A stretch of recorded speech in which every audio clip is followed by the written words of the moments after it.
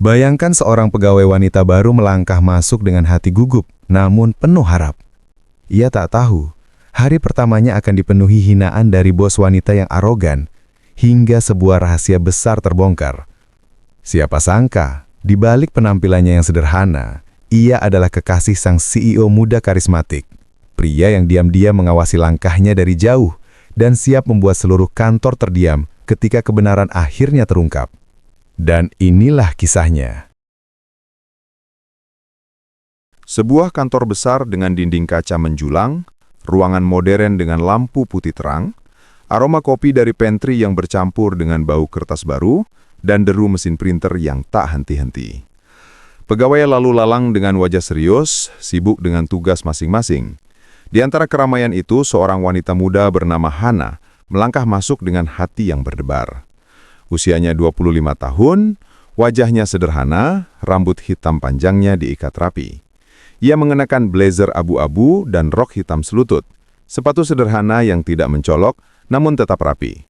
Di wajahnya jelas terlihat semangat sekaligus kegugupan, karena hari ini adalah hari pertamanya bekerja di perusahaan ternama itu. Namun, sejak awal takdir seakan ingin menguji kesabarannya. Dari lantai atas, seorang wanita dengan tatapan tajam memperhatikannya. Wanita itu adalah Mira, kepala divisi, yang terkenal galak dan arogan. Dengan rambut bergelombang rapi, lipstik merah menyala, high heels berkilau, dan parfum mewah, Mira selalu tampil seakan ratu di kantor. Semua karyawan tahu betapa kerasnya ia memperlakukan bawahannya. Dan sejak pandangan pertama, Mira sudah merasa tidak suka pada Hana. Saat Hana lewat sambil menunduk sopan, Mira mendengus sinis. Itu pegawai baru, penampilannya biasa sekali. Apa perusahaan ini sudah kekurangan orang sampai menerima orang seperti itu? Kalimat itu terdengar cukup jelas. Hana yang berjalan di dekatnya langsung terdiam. Dengan sopan, ia mencoba menyapa. "Selamat pagi, Bu." Namun Mira hanya membalas dengan senyum tipis yang menusuk. "Pagi, semoga kamu tidak jadi beban di sini." Dari detik itu, hari-hari Hana di kantor penuh cobaan. Pekerjaan kecil saja menjadi alasan untuk dimarahi. Saat Hana salah menaruh dokumen di map biru yang seharusnya untuk laporan keuangan, Mira langsung mempermalukannya di depan banyak orang. "Kamu ini kerja pakai otak tidak? Baru hari pertama sudah bikin kacau. Map biru untuk laporan keuangan, bukan data pegawai." Semua orang di ruangan itu pura-pura sibuk. Tidak ada yang berani membela Hana. Hana hanya bisa menunduk dengan wajah memerah, lalu berkata pelan, "Maaf Bu, saya akan perbaiki." Mira menghela nafas panjang dengan ekspresi merendahkan. "Cepat belajar, jangan harap saya akan selalu sabar menghadapi orang lambat seperti kamu." Hari berikutnya, saat rapat Hana diberi tugas mencatat notulen. Ia berusaha sebaik mungkin menulis cepat, jelas, dan rapi.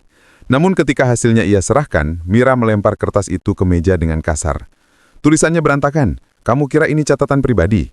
Ini rapat resmi perusahaan. Kalau kamu tidak bisa kerja rapi, lebih baik angkat kaki." Semua orang kembali menunduk pura-pura tidak mendengar. Pipinya panas, jantungnya berdegup kencang, air mata hampir tumpah, tapi hanya menahannya sekuat tenaga. Tidak ada satupun yang tahu bahwa Hana menyimpan rahasia besar. Ia memang pegawai baru biasa di mata semua orang, tapi sebenarnya ia adalah kekasih CEO perusahaan, Adrian.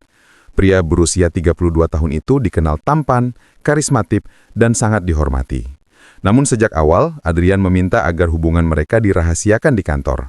Ia ingin tahu bagaimana Hana menghadapi pekerjaannya dengan usahanya sendiri, tanpa embel-embel sebagai pacar CEO. Hana menyanggupi itu meski kini ia harus menelan pahitnya perlakuan bos seperti Mira. Hari yang paling menegangkan datang saat kabar menyebar.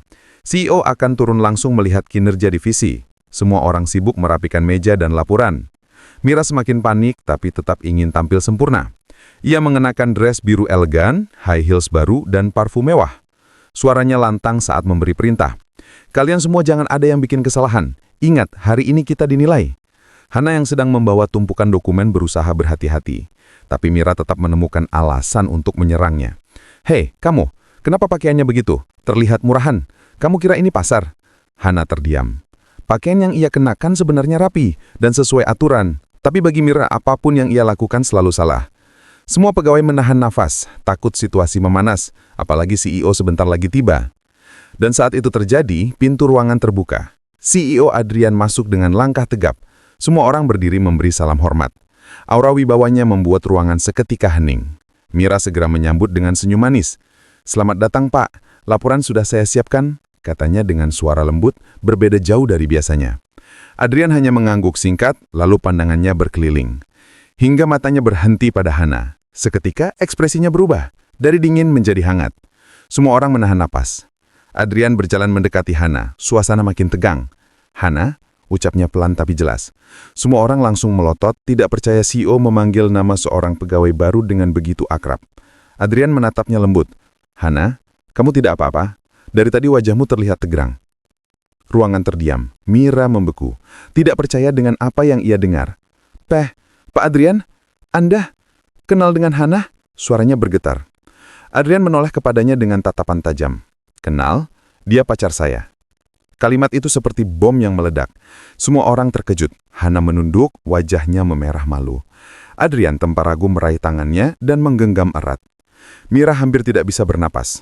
Wanita yang selama ini ia hina ternyata adalah kekasih CEO. Semua harga dirinya hancur di depan rekan kerja. Adrian menatap semua staf dengan dingin. "Saya dengar ada yang suka merendahkan Hana di sini. Siapa orangnya?" Tidak ada yang berani menjawab. Semua tahu siapa, tapi tak seorang pun berani bicara. Mira mencoba membela diri. "Pak, mungkin hanya salah paham. Saya hanya ingin mendidik pegawai baru agar lebih baik." Adrian langsung menyambar. "Mendidik? Dengan cara mempermalukan orang di depan umum? Dengan menghina penampilan dan hasil kerja? Itu bukan mendidik, itu pelecehan. Saya tidak butuh pemimpin seperti itu." Mira gemetar hebat.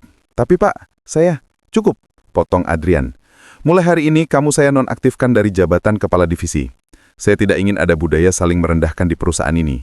Semua karyawan berhak diperlakukan dengan hormat, apapun jabatannya." Semua terkejut. Mira berdiri pucat, wajahnya merah menahan malu. Ia ingin membela diri tapi tak ada kata yang bisa keluar. Semua orang tahu ia sudah kalah. Adrian lalu merangkul pundak Hana. "Dan mulai hari ini, saya tidak peduli siapa yang tahu. Hana bukan hanya pegawai baru. Dia orang penting dalam hidup saya.